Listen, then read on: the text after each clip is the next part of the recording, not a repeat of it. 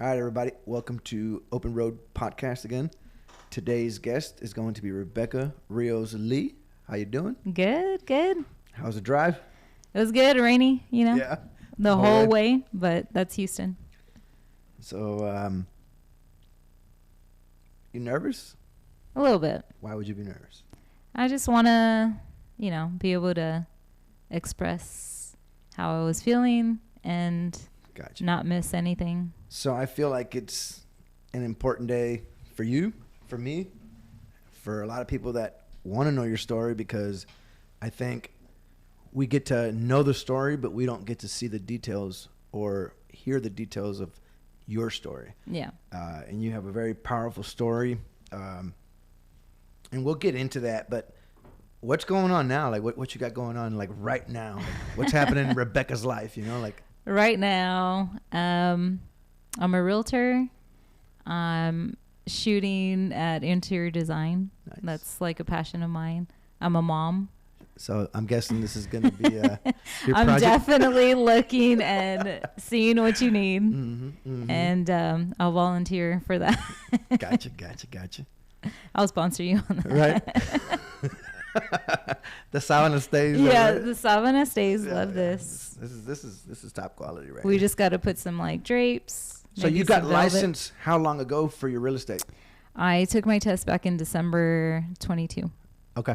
Yeah. So a couple months, huh? Yeah. How's that going? It's good. Yeah. It's slow right now. The market's, kind of declining a little bit, but it's good for buyers. Gotcha. Yeah. Gotcha. Speaking of that recession, are we going to go like 2008 again, or what do you think? It's not expected to be that bad. The prices are going to drop a little bit, but it's good for buyers to start investing, and maybe sellers will be a little bit scared, but I think it'll be fine. So how's the inflation? My bad. It's all good.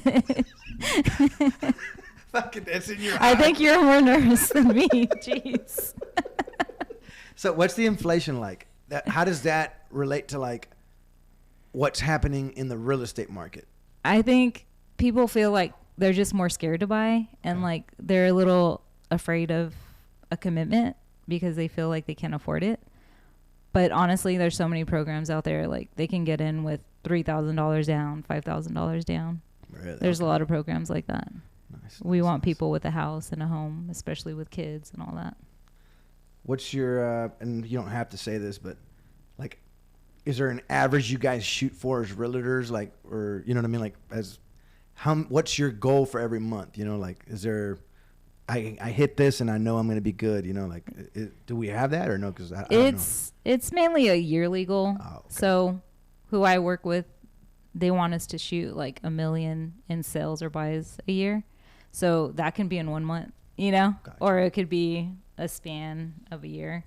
So I'm shooting for at least 4 sales or listing. I want to help buyers. I think that's more fun to me. Yeah. It's a little less pressure than listing a home, I think, Oh, okay, in my okay. opinion. Yeah. So tell me, and I think, what drove you to real estate? Like, how do you go from like, you've done so many things, right? So I have a long history of different careers. Right. Yeah. And nothing wrong with that. I love that. Like, so it's like, I think people that can leave careers and start from the bottom again and work, keep working at something different. Like I think it's good. Yeah. I think thank people you. get stuck in their careers, like Yeah. they realize they don't like it and Yeah. they're there because now they're a slave to their job, I get a little bored and I just want to like do something different. But what got me into real estate is my husband does custom cabinetry. Mm-hmm. So I would help him like with designs and ideas. And I thought, oh, well, why not help him out with that? Get into real estate and maybe sell, older homes and say, hey, like, let us help you redesign, and then have him come into the picture. And I wanted to work with him. And that's our goal, is to work together full time, have our own business. Gotcha. And you guys Yeah. have been married how long? 5 years. 5-ish. We're just gonna go 18, 19, 21, 22. It'll be 5 years Yeah, this that's year. what I'm talking about. So, and he's been with you through this hard time that you just went through, right? Yeah. Okay. You want to touch on that a little bit? I mean, kind of, you dealt with breast cancer, right? Yes. So how did you find out you had that? Oh man. So I'll kind of start like when we first got married 2018. We had 2 stepsons from his previous marriage. They're my sons. And I got pregnant of River, had him May of 2019. We got a house together. We remodeled from the floor up. And we've been in that. So that created like my passion for interior design, is like styling that home. So recently, back in September 2021, I had gotten pregnant. Okay, keep going. Okay. Sorry. September 2021, I had gotten pregnant. And we're, kind of shocked but happy. And there was like a lump in my left breast. And I'm like, oh, okay. It's probably just like a clogged duct. That's normal for women who are pregnant. And I pointed it out to my OB. And he's like, okay, just massage it. It's, it'll be fine. And so I got a sonogram. Mm-hmm. Is that how you say it? Ultrasound. Mm-hmm, mm-hmm. And they're like, oh, this is weird. Your baby hasn't grown. When did you say you got pregnant? And I'm like, in September, maybe August. And they're like, oh, the baby hasn't grown. And they did some more tests. And he's like, oh, you're probably going to have a miscarriage in 2 weeks. And I'm like, okay. Like, I never had issues like that before. I've never had surgeries, nothing. Like, no. I mean, just epilepsy, but that's been controlled. So he's like, just expect a miscarriage. Oh, wow. And I'm like, do I come to the doctor? Right. Like, what What's do I the process? do? Right. Yeah. Yeah. He's like, no, it's just going to be at home and your body's just going to naturally release it. Oh, okay. So were you alone when they told you that? Yeah. Oh, wow. So it was kind of crazy because I'd never been through anything like that. Right. I mean, neither have I, right? But I mean, I'm just... Yeah. And so... Bad joke. Oh, my God. Bad joke. I got dark humor, right? I was thinking of, like, a wife. And I say it because, like, I understand, like, how you could feel, but we're not going to know, right? Like, yeah. So you get told that, and it's like exactly, what's the process? Like, what do I do? Like, yeah. How do I go from here? And so I got told that, and I prepared my mind for it. Like, I didn't want to get emotionally attached because I didn't want to be devastated. Right. So I was preparing my mind for that. And so I go home and I'm expecting to have a miscarriage in a week or 2. Well, then I start cramping and I'm like, oh man, it's going to happen. Yeah. I start cramping like at 5 a.m. and it's just like really bad cramps. And I'd say about 11 that morning or so, I had a miscarriage. And I don't mean to like get too much into detail, but the sac came out and it was just in my face. And it was something totally different that I had never experienced. And yeah. So you call an ambulance? Like, what did you think? No, he told me you should be okay. Okay. So I went through it and he's like, just make sure you're not, bleeding a lot, which I wasn't. My body handled it pretty well. And he wanted me to go in again to make sure I was good. So I went in like the week after and he noticed my breast was kind of red and inflamed. And he goes, okay, it might be bacterial infection from the clogged duct. He's like, I'm going to put you on some antibiotics, blah, blah, blah. Okay, everything else was good with me. And then the antibiotics, I took all of them. And I'm like, yo, nothing's different. It's like painful now. And it's getting bigger, like really fast. And he's like, okay, well, let's do some more antibiotics, but I think you need to do a mammogram. So in my mind, I'm like, okay, mammogram, this is like too much. So at first you don't want to deal with it. Mm-hmm. You're just like, you don't want to hear that news. So it was already during the holidays. We had plans to go to Ruidoso, New Mexico during Christmas. And I'm like, I try to schedule a mammogram. And they're like, oh, it won't be till December 23rd. And I'm like, oh, come on. I'm going to be out of town. Like, let's just schedule it for January. So we go to Ruidoso, and I remember my husband hugging me. I'm like, oh my God, that hurts. Like, oh, wow. You have to be careful. And so, really? Yeah. And my mom was like, Mijita, let me see, you know. And so I raised my arm, and she was kind of like feeling around. She's like, your armpit's like really swollen, which is where like your lymph nodes are. She's like, ay, mijita, like, are you okay? And I'm like, in your mom's voice? You know, like, ay, mijita. I love your mom, by the way. Man. I know, me too. She's like, really? Yeah. Okay. And I'm like, I know. But so we were doing research, and we're like, it's probably like a cyst or like an adenoma. Like, we were trying to stay positive about it. So we go to Ruidoso, beautiful Christmas vacation. All snow? of us was were there. there. Snow? Yeah, there was snow. It was super windy, so we couldn't do much hiking, which is what we were hoping for. But when we came back, I'm like, okay, reality's sinking in. Like, I got to go get this mammo done. So I go. You go alone? Yeah, well, Aaron, my little brother, takes me. Okay. But he didn't want to go in with me. He was like, nah, you go ahead, because, you know, it's like private. Right. And he's a dude. Right. So I go in, and they do the mammo, and the doctor comes in. He's like, well, you know, there's some calcification in there, and that doesn't look too good. Let's do an ultrasound in your lymph nodes. And I'm like, okay. Wow. And so I go in. They took me back immediately, and they're doing like the ultrasound. And I just see the tech look at the doctor, and he's like, this ain't good. I'm like, oh my God. So I'm like alone. So what goes in your like in your mind at that point? You know, like in my mind, I'm just praying. Yeah. I'm like, really? God, Okay, like, cool. Lord, just let it not be. Okay. But if it is, you know, I know you got me. Right. So I'm just praying like constantly.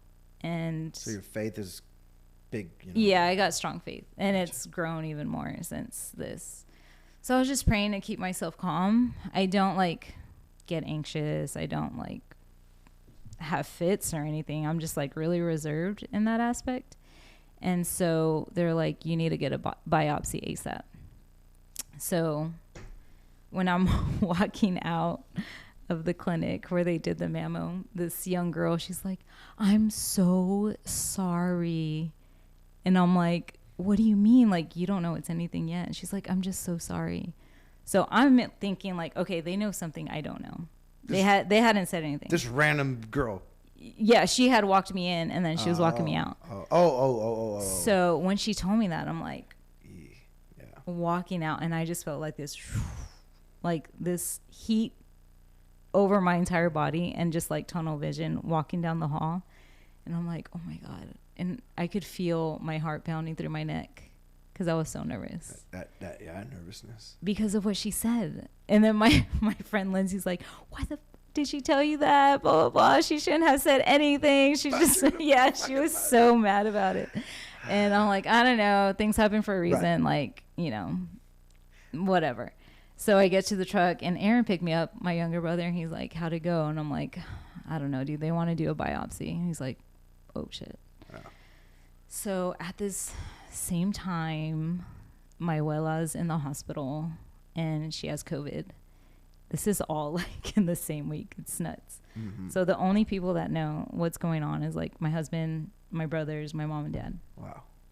So Abuela's in the hospital with COVID, and we go see her, and she's not doing well. She developed pneumonia.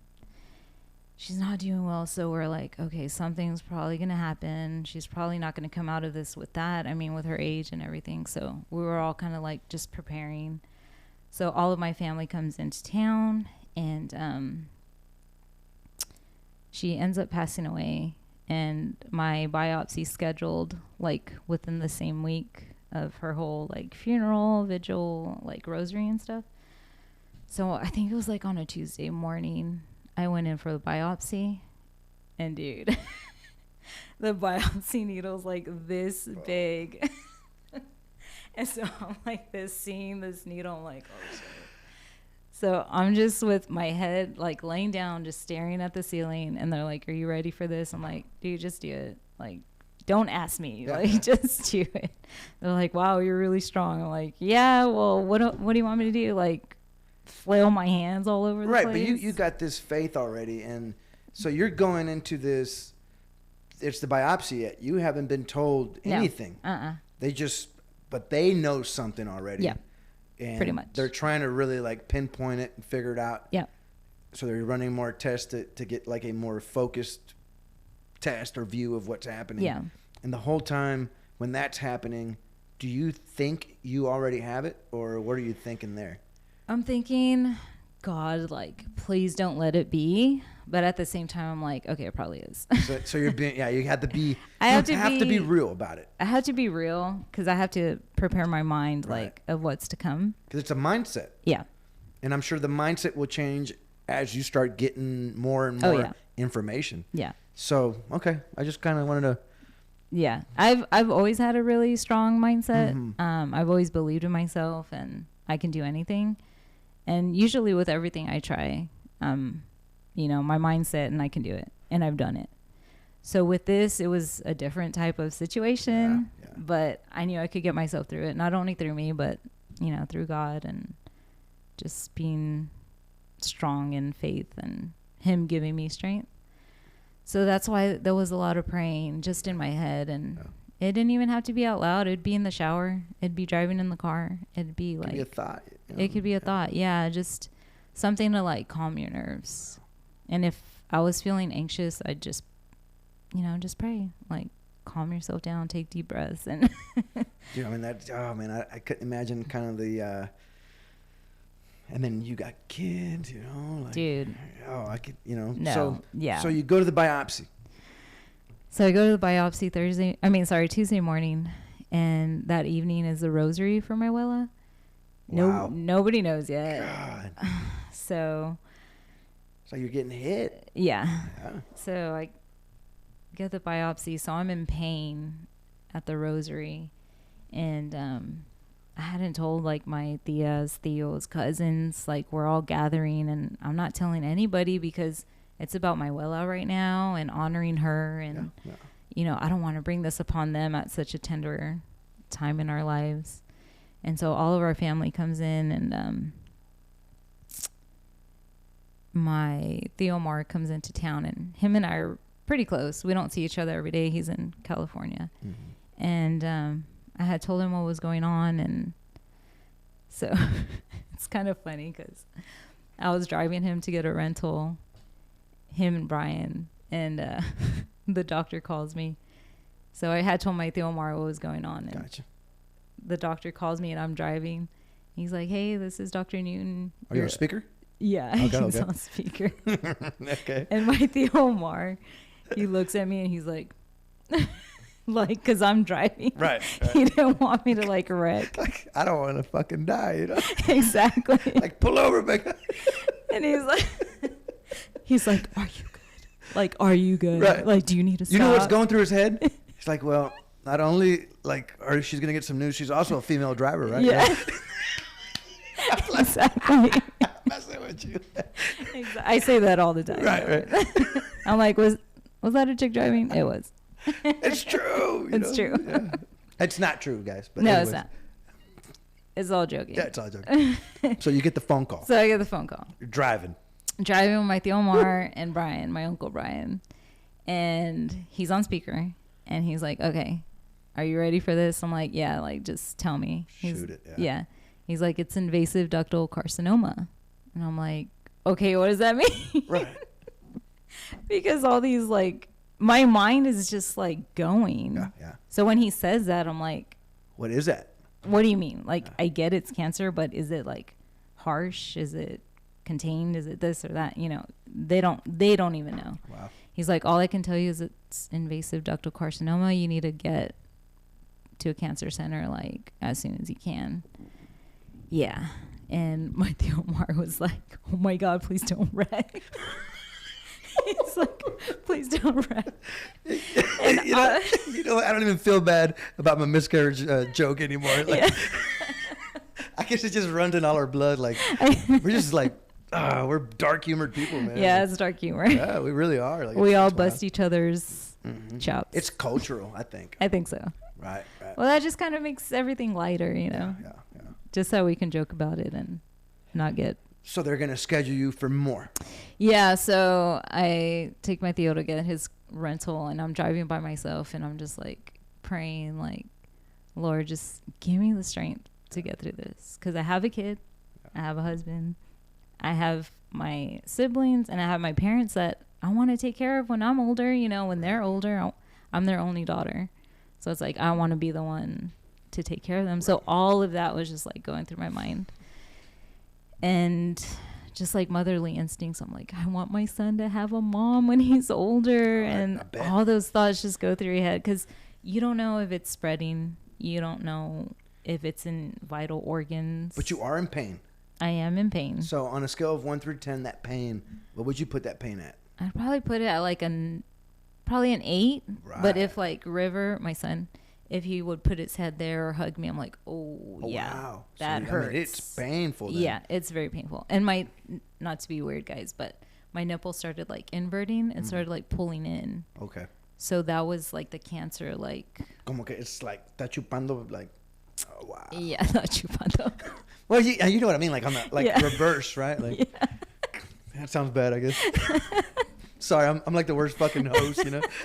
There's people It's like all good. whoever's watching this is like, damn it, dude, like we need to change this guy up, you know. Like, We need a new host, guys. right. If we have serious conversations, we need like somebody else. Like he's not gonna do it. Anyway, sorry about that. So yeah, so the cancer's kind of just exploded. I mean, it's destroying what's there, right? Like, from the inside. Right? Yeah. So I talked to some like family friends, some girlfriends that had the same thing, and they're like, no, mijita, if it's, you know, if that's what it is, like, it's very curable, you'll be okay, blah, blah, blah. And I'm like, okay, cool. Like, I feel better about this. Well, then when I go to the doctor, they're like, okay, it's inflammatory. That means it's like spreading fast, like fast. Wow. And I'm like, well, what the heck? Because remember, I felt it in November, December, and then it's January, almost February. Like, where is it in my body? It's just like, you don't know, and you're terrified of the unknown, just like I think anybody would be. Yeah, especially that. Yeah. So I'm like, okay. God. And just the waiting for scheduling of the CT scans, of everything. That's like. And how old is River at this point? He's 2. So he's not really. He's 2.5. Understanding. Yeah, he doesn't really know. Gotcha. But I would explain to him like the best as possible. As a good mom would, right? Yeah. That's awesome. I was just honest with him, like. So how's that conversation come out? You know, like, what do you tell your 2-year-old son? Like, you can't just say mom's gonna die. Die, right? Like, that's hard, you know. Like, it's hard. I just told him like, mommy's sick and mommy's gonna go to the doctor a lot, but the doctors are nice. And he's like, okay, mommy. And I would tell him like, you're gonna stay with grandma because daddy's gonna go with me. And my husband, oh my gosh, he's the best. He went to every single appointment with me throughout that whole entire year. He's amazing. He never left your side? No, never. Not once. And he's told me I was beautiful even when I was bald. He's so sweet. Thank you. You know, like, remember, this is like a, kind of like a body we get, right? Yeah. But this isn't who you are. Yeah. It's your soul. That's who you are, right? Like, yeah. We're borrowing this little body for 70 years, maybe, if we're lucky. Mm-hmm. And then off we go into our journey. And that's a whole different story, right? Like, yeah. We won't get into that. But, you know, the fact that your husband supported you, how big would you say that helped you in your whole, like, situation with cancer? I mean, tremendously. I had a breakdown before chemo because they couldn't tell me like how far it had spread because it wouldn't show on the scans. And I'm just like, babe, like, what if I just die like during chemo? What if it's spreading to my liver, to my kidneys, to my heart? My heart's like there, you know, like what? All the organs, right? You know. So I just like cried and cried for, I don't know, it was probably like 5 minutes. And I'm not a crier.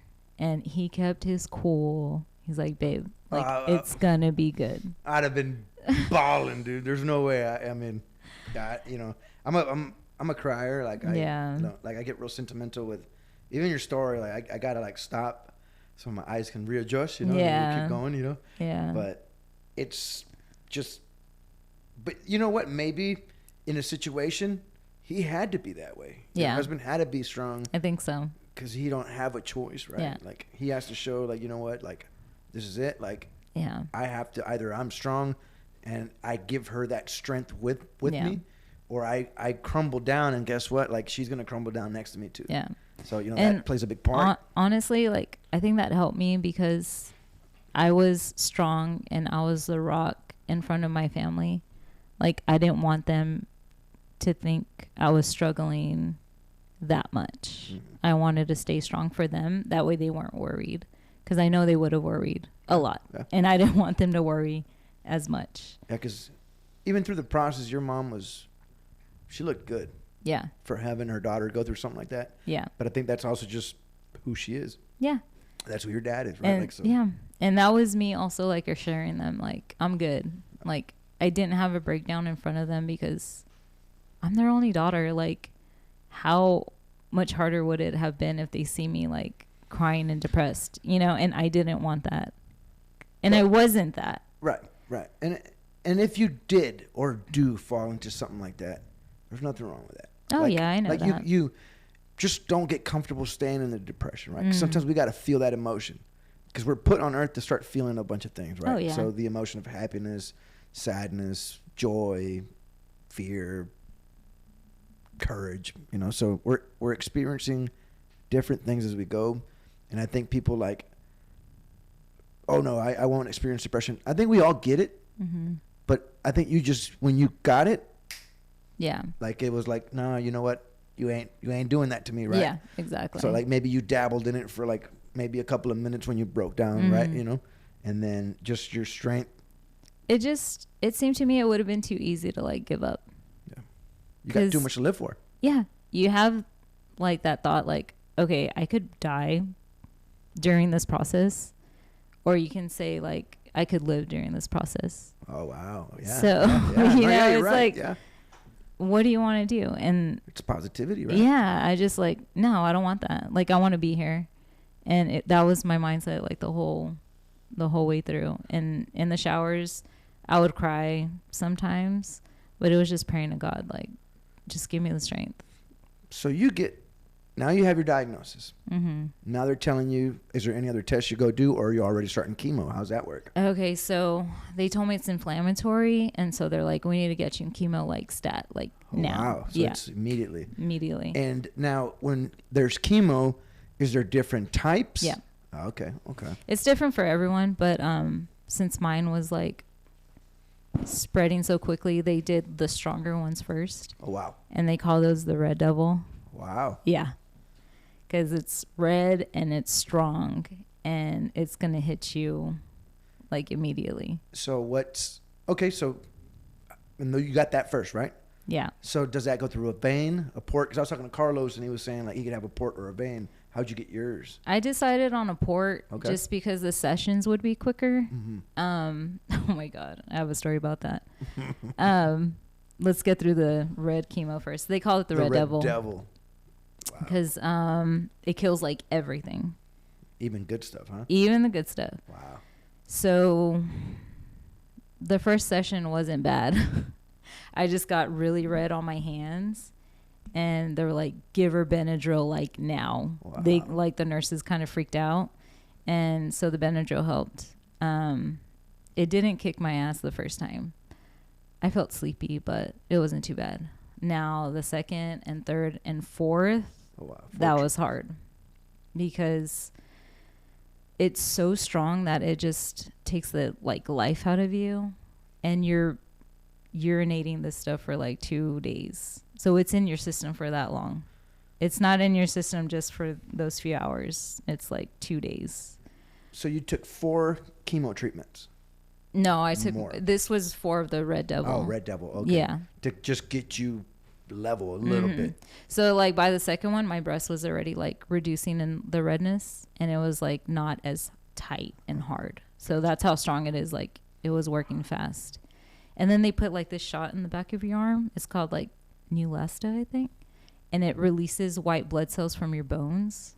So my knees were aching. And I'm like, oh my gosh, this hurts so bad. Wow. So I wake up in the middle of the night and I'm just like rubbing my knees because it hurts so bad. And that was probably the worst. So the red devils. That's the ones that you pucker up because it's kind of. Yeah, those are the ones that got me more nauseated. Is that where you lose your hair on those, or is it the other ones? It's the other one. Really? Yeah, it's odd. Very weird. Right, I would. Yeah. Well. Yeah. Yeah. But my mom was so helpful. She was like juicing, and my uncle, my Tío Omar, he bought me a juicer right away. Oh, yeah. So that helps a lot, guys. Just, some advice to y'all. Juicing does help. It helps with your energy. It helps cleanse your body. It helps you just feel normal again. Yeah, I know, yeah. So your diet changes. Your diet changes. Gotcha. I tried to do like no sugar. Okay. Because the serum that they inject to detect the cancer, so it's with the iodine, like the contrast. So in that serum, or the serum that they inject for the CT scan, it has sugar in it. And so the sugar goes straight to the cancer. Oh. And that's part of what feeds it. It's crazy. Wow. Yeah. So I would do like low sugar diet, a lot of juicing, and high protein. So after the chemo, they pump you up with steroids to keep you healthy. So I kind of blew up a little bit. Ain't nothing wrong with that. But I'd take you like that over not having you at all, right? Like, and that's yeah. what we're I don't even worry about that. That stuff can be fixed. That's if you want it to. Yeah. We're getting old, dude. Like, you got a husband. Like, yeah. Let's eat them tortillas, baby. You know what I'm saying? Like, now, if you were single, I don't know, Becca. You know what I'm saying? Like, you're good. Don't. Yeah. And it's believe me, you're good. It's weird because I thought like I told my doctor, I'm like, I don't want to be like all frail and skinny. Like that's my fear. I don't want to be like that. She's like, trust me, you won't. So I guess she pumped me full of steroids for me to not get like that, which helped a lot. Because after every chemo sesh, we'd go get burgers. I guess it was my body wanting that iron from the red meat. Mm-hmm. So you crave it. Yeah. It's just your body What kind of knows. burgers? I mean, we do, what was it? Chester's Burgers. What was that other one? Frontier. This was all in San Antonio. They have good burgers. Gotcha. Oh, and Sam's Burgers. Yeah. Yeah. In San Antonio, they're good too. So when they were putting in my port, it's at University Hospital. They have like residents there that are practicing. Nice. And they put you on a twilight, how would you say it? Like twilight anesthesia, I guess. So you're awake, but you're like kind of high. And I think there's like fentanyl in it. So you're like really relaxed. It was crazy because I've never been in any surgery at all. Mm-hmm. And so you're like in this twilight and you're awake and they're here, your head's turned, and they're working on you here, putting the port. And so they have you sign. They're like, okay, well, you could potentially die if air gets into your vein and blah, blah, blah. I'm like, okay, I'm like, whatever. So you sign because you have to get it done. So I'm there. And then it's the student and then the surgeon, right? So the surgeon's teaching the student. And all I hear was like, no. Oh. And I look at the anesthesiologist. I'm like, what is going on? And I'm like, pump it up, please, because I need to relax. Wow. So I don't know what happened in there, but I came out okay. Yeah, you're here. I'm here. And you got to think, these people have to train somewhere. Exactly. Right. That's how I looked at it, too. Like, what if something happened to that doctor that day and they can't get nobody that evening and he's the only one who knows how to do it now? Yeah. I don't know how it works, but what I'm saying, they have to get the training somewhere, and you would think, well, I hope they don't do it on me, but guess what? Like, you don't have that choice. Yeah. Like, so what hospitals were you in San Antonio? I was at the Mays Cancer Center, which is linked to MD Anderson. Gotcha. Okay. Yeah. So I got really lucky there. Was there a waiting list to get in or anything, or no? Not there, because I think it's like pretty new. Gotcha. So they took you right in and started everything. And with my OB, it was kind of like he knew them, and he's like, dude, get her in like now. Wow. So I got lucky on that too. And I know my aunt was going to MD here, and she lived in the valley, and I knew how tough that was on her. So I got lucky. I got to stay local. It was about an hour and a half from where I live. From Seguin. I love that place, by the way. Seguin, it's real. Shout outs to everybody out there. all those guys and girls that are like in Seguin. Like, I don't know what else to say. So you're going through your chemo. You go through all this process. I think, when did we go visit you? Oh, yeah. So y'all visited me probably after my last Red Devil. And then I was going to start the Taxol, which was once a week for 12 weeks. Okay. That's. So after the 4th Red Devil, like my hair was just, I had shaved my head, but it wasn't like super shaved. There was like some length. And it was just like falling everywhere. And I would see hair everywhere. How'd that make you feel? As a hairdresser and someone that loves hair, it was like, made me anxious and just like nervous about it. But I decided to take control. I'm like, okay, I'm just going to shave my head and like fully. So I started shaving it. And then my husband, JD, walks in. He's like, what are you doing? Were you crying when you were shaving it? No. Damn, it was strong, dude. Dude, honestly, it was like G.I. Jane style. Like, I was just in the mirror, like, cutting it. And he was like, you want me to help you get the bag? I'm like, yeah, sure. Like, we just, He was fading me up in the back, That's cool that you could stay so, I don't know, what do you even call that? Like, just. It's just like preparing your mind, dude. Honestly, this is going to happen, and there's no way you can stop it. So you either take go left or go right. That's honestly how the mindset is, to me at least. So let's say there's a young woman out there somewhere watching this video, this podcast, and they just got diagnosed. What are the 3 top things that you could give as advice for someone who's about to go through this, because it's a hell of a ride? So I will tell them have a good support system ready. Okay. Like if they have kids or something, because they're going to be at the doctors a lot. So have that set up first. Second, I would say get your mindset on track and just get closer to God. And if you don't believe in that, just get closer to whatever you believe in. Spirituality, whatever you got. Something higher, something more powerful than you, because that's going to strengthen you. And I don't want to say like be positive, because you're going to have doubts, but just make your mind stronger than the worst. So if you have a thought of like, I'm going to die, just be like, no, dude, this isn't happening. Right. Like we can move forward. Those would be your 3 key things, right? Like my 3rd one would be just stay active. Go outside, dude. You continue to normal life. Oh yeah. To a certain point. I mean. No, yeah. To completely. Your health allowed you to do. Yeah. So you were still a wife. You cooked. You did. Yes. Washing the kids. All these duties. Were you working at the time, or was it just? No, I wasn't working. Yeah. But yeah, I was a wife, a mother. Yeah, I mean, a daughter. Yeah, exactly. Like, and people don't see that sometimes. Like a housewife that's on her shit, that's doing what needs to be done.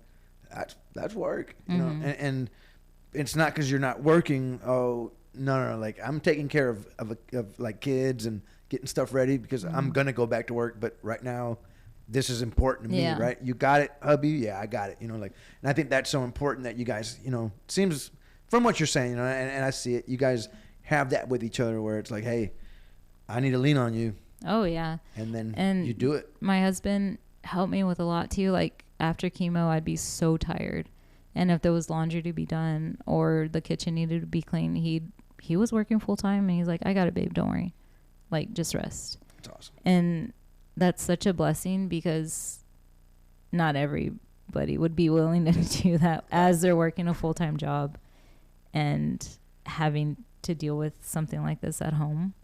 It was just a huge blessing. and I thank him for that. Yeah, for sure. But honestly, the third thing is like stay active. Don't let it hold you back. Like you can walk, you can go to the grocery store, you can go shopping, do stuff that makes you happy and makes you feel normal, because that's what's going to get you through this. You know, don't curl up in bed. Even if you're in pain, get out of bed, because you're going to stay in bed. You're going to hurt if you stay in bed. I see. You're going to stay in bed in pain rather than getting up, moving your body. And that's going to help your circulation get all that junk out of you, out of your system. So you battle through all that, and then you finally make it to where you get to where you could ring the bell. Yeah. Tell us about that. How's that? I'd go every week to get chemo. It was like 3 to 4 hour sessions. I got to know the nurses, and they were like, "You're always smiling. We love having you." And I'm like, why make it miserable for people? You know, just why am I going to be? I would hear people fighting with the nurses. Yeah. And it's like, guys, that's not how you get through something like this. I mean, that's not going to make anything better. So I got a question, and you don't have to answer it. It's a little personal. Mm-hmm. During your process, did you consider, okay, if I do die, will, power and attorney, funeral arrangements, did you even go into that in your mind? Like, okay, you know, I need to start getting these ready, or should I wait? Like you felt strong enough where that wasn't like something you needed to do right there? Yeah, like I had thoughts of death, like if I were to die, how would it be? And I would kind of cry thinking of my son and my husband without me, but I would rebuke those thoughts like, no, God, that's not going to happen. Like, I'm here to stay, and I'm going to live to be 80, 90 years old. Yeah. And if it happened, then it happened. But I didn't want to prepare my mind for that, because that's not what I wanted. Right. So if you have those thoughts, and if you speak it, I believe, like, you're going to speak it into existence. Just manifest it or something. Yeah, and I didn't want that. Gotcha. So I would just, like, throw that away. Right. You're not thinking that at that moment. Like, yeah, no. And like I said, I would have thoughts of that, but I would just throw it away and be stronger than that.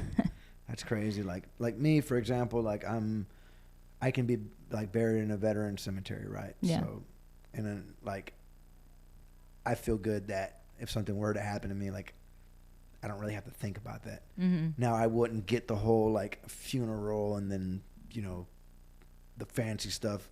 It'd be like, boom, they bury you there. You know? Yeah. But, you know, at least it wouldn't be a burden for anybody. Mm-hmm. And I feel like that helps me move along, right? What about now, post? You've rung the bell. How's that work as far as you're completely free? Are you don't? Well, I had to go through radiation. Oh, my God. So it doesn't even stop at chemo. It doesn't even stop at chemo. Jeez. No. And I had a double mastectomy. I don't know what that is. Stop. You're joking, right? Like you throw all these terms. I'm a man, you know, like. Oh my God. I can't with you. I can't with myself, you know. So, nobody good with me. You didn't like Google this stuff at all. You didn't. It doesn't matter if I Google it. I still don't understand what I'm reading. You didn't prepare for what was to come. So, radiation. Okay. Well, let's go back. I finished chemo in July. Mm-hmm. I'm completely bald, no eyebrows, no eyelashes, nothing anywhere, right? And through this whole process, my husband and I were still intimate, which I think is very important to a married couple, because you're not the only one hurting, they are too. So we were still intimate throughout that whole process. And then once chemo was done, it was just like, you know, just a weight off our shoulders, because I was able to get through that. And then comes the double mastectomy in August. So right after chemo, they wait like 4 weeks till your white blood cell count is up. And then they do the double mastectomy. So I prepared my mind for that too. And I was finding like the positive of it. So what is that for the viewers? So, because I know what it is, because I did my homework, right? But the viewers may be wondering, well, what is that, right? Like, what is that? What's a double mastectomy? Mm-hmm. So they remove your breast, like what's inside the breast, and your nipple as well, because the cancer was spreading through my skin. So if they had kept the nipple attached, it would have lost like circulation and eventually like it would have rotted out. Oh, okay. Yeah. So I had the option of just removing the left breast or removing both. And since I'm so young, I'm like, I don't want to deal with this in 15, 20 years. Like, no, I want to be free and clear of this while I'm young. Just get it over with. So I prepared myself for removal of the breast. Right, but, I mean, don't feel bad. There's like at least 50% of these girls run around with some that aren't even theirs either, right? So like, you're good, you know? That's true. Just being real, right? That's true. I mean, God bless their hearts, you know, like. God bless y'all. God bless you guys. Anyways, so I can't with you. It's you. It's not even me. It's you. Oh gosh. You know, I've heard that guys don't even like all that fake stuff. I don't. Like fake lips, fake boobs, but I hate it. I've heard that. Like, and that girls only do it for other girls. Right. Girls are doing it to impress other girls. Yeah. In my opinion. I didn't. Now, do they look nice? Yeah, they look nice, right? Like they look nice. Look nice. Pero can they cook? Yeah, right. Can you cook with them? Can you make a tortilla? Yeah. Y arroz con pollo? Instead of going to papalote, they're just like, pop. Hey, as long as they're made, right? Just I'm touching with your feet, we're good. You know? Oh Anyways, my gosh. So yeah, don't feel bad about that. Like, and that's something that could be fixed. Yeah, there's get the cancer out. Yeah, that's like, what I was thinking. That's the main thing, right? I'm like, get it out, and I don't want it back. Oh my God. So I had to prepare my mind for that as well, and come to terms with it, like. Because I imagine it's a big thing for a woman, her boobs, right? Exactly. Yeah. So I was doing research, and they do they do nipple tattoos. Oh wow. Yeah, and if you look it up, they look real, like the shadowing and everything. It's crazy. Might have to start tattooing, I guess. My husband does tattoos, and I think he was thinking the same thing. Maybe he can fix my nipple. You know? Plan. Look at him getting excited over there. Like, damn, that's a good opportunity right there. You know. Do you want pepperoni style or? So you go through it. So the process happens. Yeah, they took out everything before the radiation, and they put expanders in. So it's pretty much a plastic bag they sew into this chest wall, and then they fill it with saline, I guess like once a month. So your skin's stretching to the size that you want. And they give you all these options, so they make you feel comfortable with it. So then comes the radiation, which is wild because it's literally a 5 to 10 minute appointment. Is it the whole body? No, just here. Oh, okay. Because this is where the cancer was. So they can't put, because it kills everything else, right? Like good and bad as well? Yeah. But it's wild because you would think it'd be like a long process. It was 5 to 10 minutes. I'm on the bed. I'm done. I'm like, maybe that's strong, maybe. Yeah. And I'm like, this is wild, you know? What's the feeling like when you're in it? Is it hurting? No, you don't feel anything until the last week. So then the last 10 days, they're like, oh, we need to blast you because it was spreading. It was spreading like over here, going towards like the back. They're like, we need to boost it.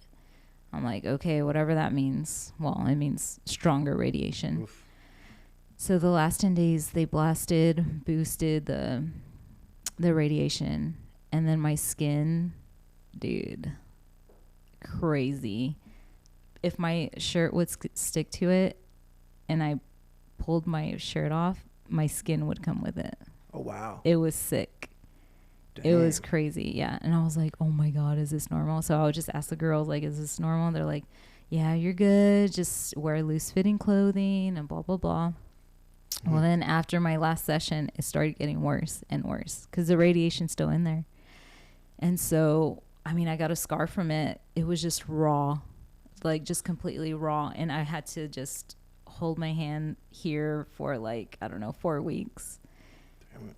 It was crazy. And then I got scabs, like these huge scabs that just hurt because they're so hard and they're poking your skin. And it's just like so uncomfortable. That was probably the more painful.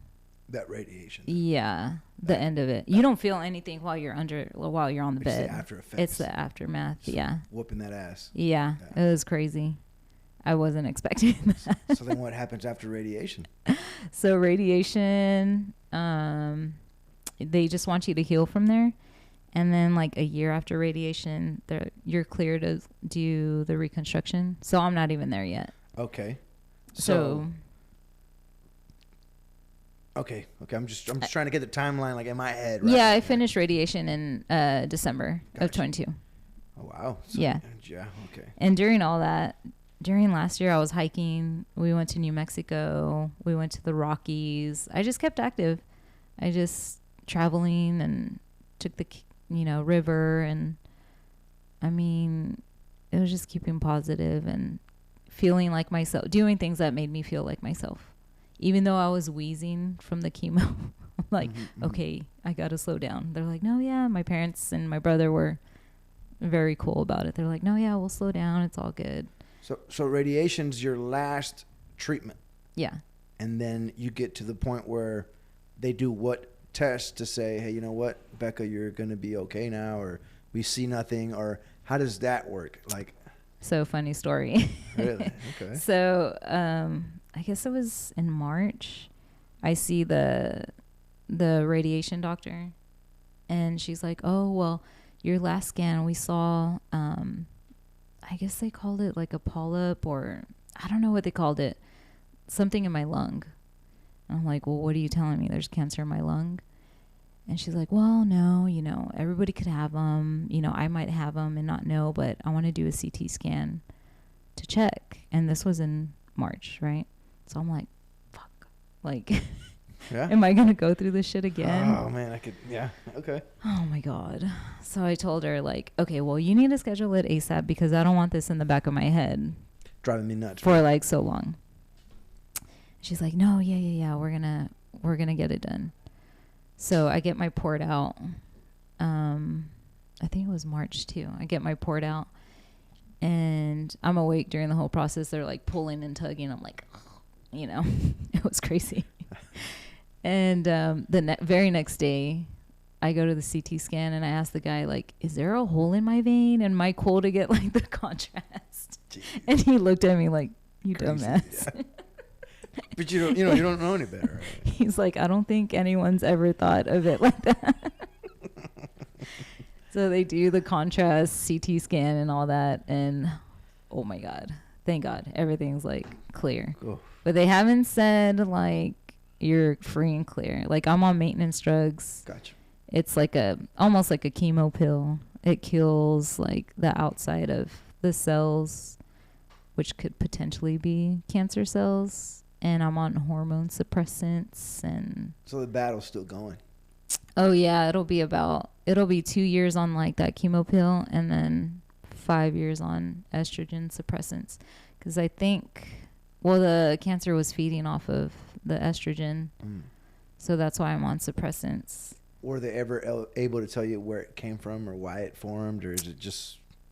Dude, no. Yeah. But I think, because I was in the beauty industry for like 13 years, there's so many hormone disruptors in all of that, and it's coming out like left and right. People are like realizing it. And all the things I was inhaling from the hairsprays and things I was putting on my body, perfume, makeup, skincare, I did that every single day for like 13 years. Okay. So I'm like, that probably threw my estrogen off balance. You'd say a contributing factor. Oh, big time. Wow. And like these women don't even know or think about it. So there's like advocates out there like, we need clean beauty. Yeah. And I have another girlfriend. She's a hairstylist. She's dealing with an endocrine cancer. And she's been a hairstylist for like 15 years or something. So you kind of start seeing the connections now. Mm-hmm. Wow. That's because the doctors were like, you're only 32. Why are you going through this?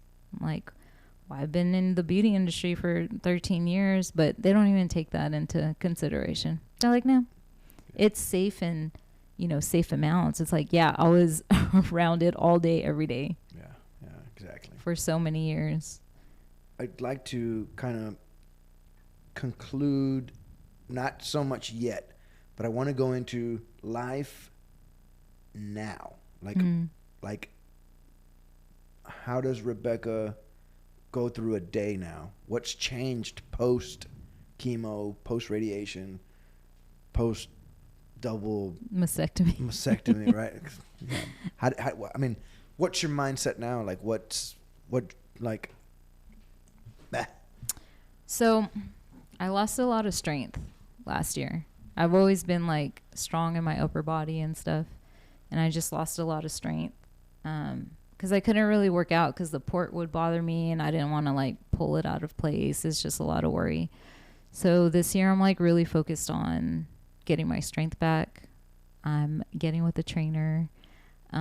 She's going to help me with like diet and exercise because I also had gained weight from the steroids and all that.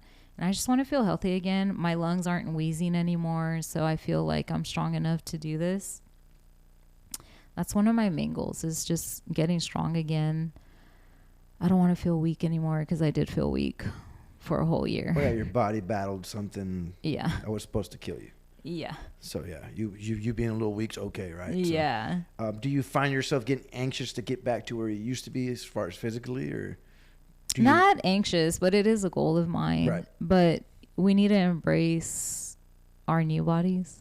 Right. So like I have no feeling here, so I need to get used to that.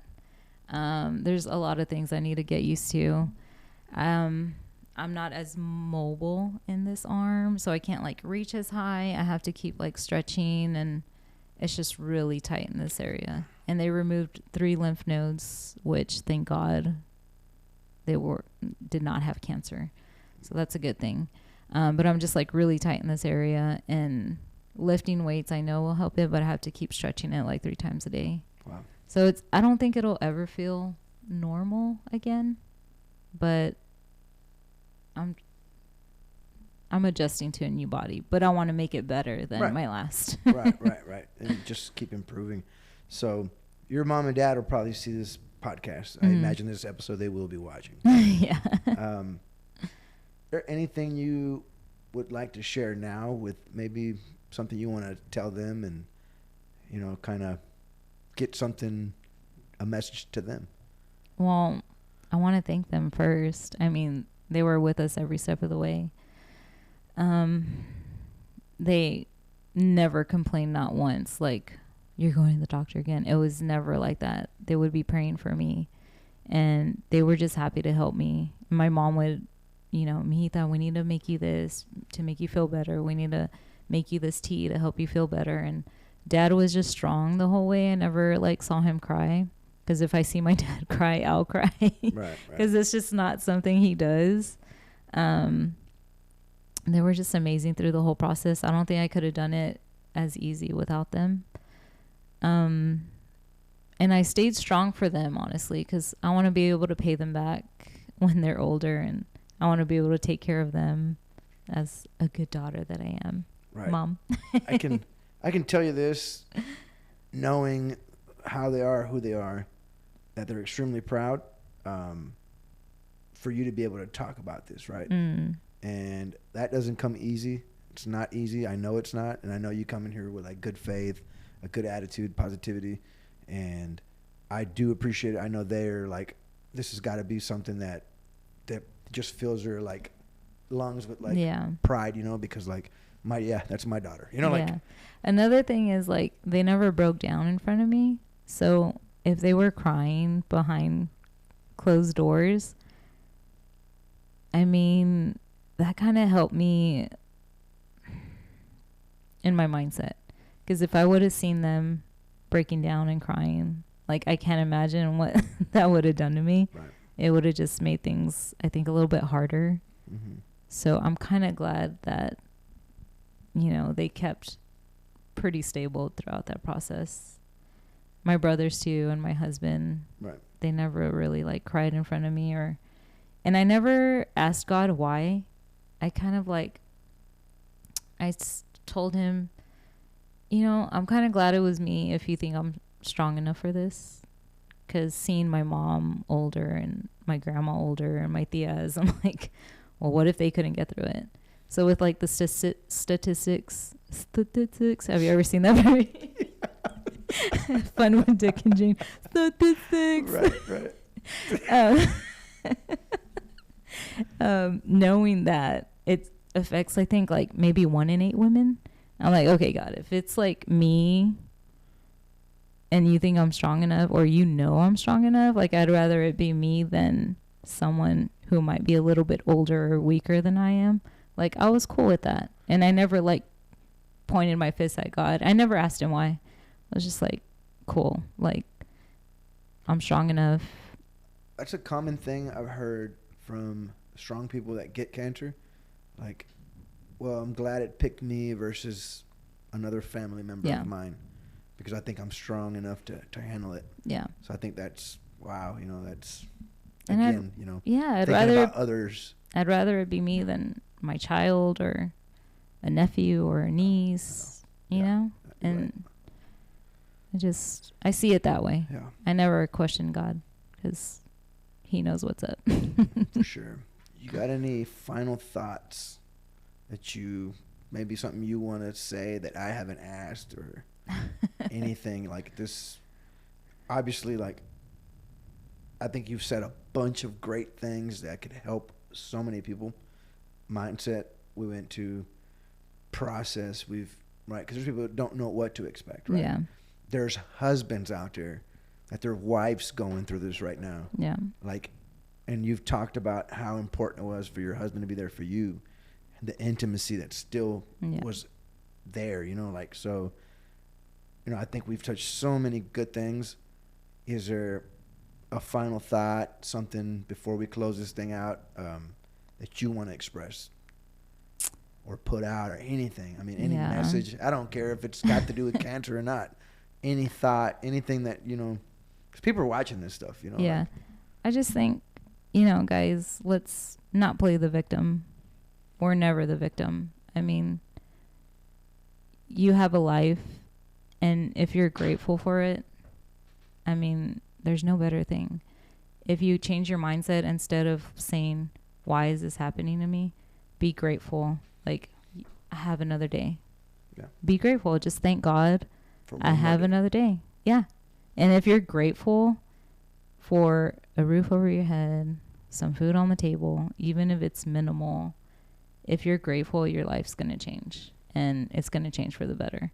Just start thanking God, or thanking the universe, or thanking Earth, whatever you believe in, right. Thanking the sun. I mean, that's going to change your life dramatically, just being grateful and thankful. And if you're the victim, I mean, right. Things are never going to get better for you if you're always playing the victim or always feeling like the victim. I don't want to offend anybody, but that's honestly not going to get you anywhere. And I was raised to be strong and look ahead of that. And I mean, it's gotten me to where I am today, and I couldn't be more thankful to my parents they raised me to be very strong and independent, and I couldn't be more grateful for that, because I think if I had a victim mindset, it probably wouldn't have gone this great. That's powerful. Yeah. Don't be the victim, right? Mm-hmm. That's awesome. Yeah. Becca, thank you for coming on the show. I love you, dude. Love you. Always welcome. I hope to see you back. And people that want to follow your story, do you have an Instagram? Do you have Facebook? I know you shared it with me, but that way they can hear it, because I can link it in the description, and I will, the video. Yeah. But just what do you got? Some people are good audio or listeners, right? Yeah. So Instagram, I'm Becca, BEKA _ Cosmo, COSMO. Facebook, I'm Rebekah Lee, and I'm an advocate for clean beauty, and I'm working with Beauty Counter, and they have eliminated 2,300 harmful ingredients from their skincare line and from their beauty line. And I think that's so great, because all of this stuff these young girls are using have so many harmful ingredients that they're putting on their skin. And your skin's the largest organ in your body. It absorbs literally everything. So Beauty Counter, look them up. And if you want to know more about it, you can contact me and get you on the website. So we know what her second podcast is going to be about. Yeah, that'd be a good one. So Yeah. again, I appreciate you. And that's it, guys. We'll see you guys in the next video. Bye, guys. Thank you.